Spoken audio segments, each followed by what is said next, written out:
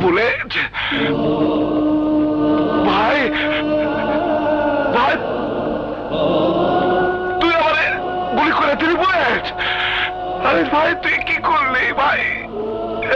ভাই এটা কি করলি বুলেট? আরে ভাই, আরে আরে ভাই তুই পিঠে গুলি করলি কেন? গুলি করবি তো আমারে কইতি, আমি তোর লিগে এই বুকটা পাইতে দিতাম।